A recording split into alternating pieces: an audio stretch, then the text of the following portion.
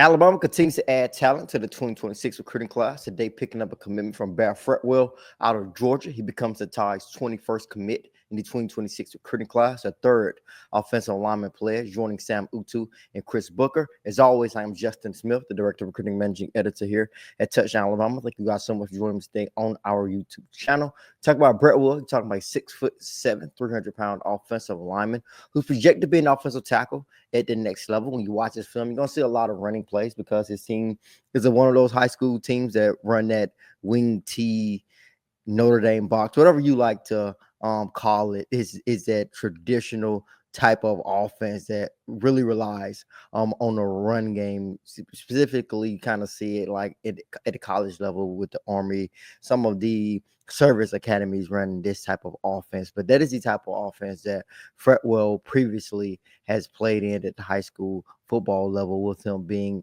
a big, huge offensive tackle, and with them being able to be a run blocker in this particular offense. So you're going to see a lot of run blocking in this film. So you see some of that athleticism, some of that ability to carry his weight really well, his ability to, of course, finish blocks because he's a massive offensive lineman, a lot bigger than the guys that he's going up against. And also you get to maul people a little bit here in this particular offense, because typically you're just going forward at that tackle position, which you're going to see on this film here, as he's going to get up to the second level at times, blocking space at times as an offensive tackle. I think this is another one of those plays right here where he's going to be basically circled in the space. He continues to block until the whistle is blown. So he flashes some of the things you like to see out of an offensive lineman as a 3-star recruit at the moment. We'll see if that changes. I think he's one of those guys that's more so a development piece, a guy who you can possibly develop into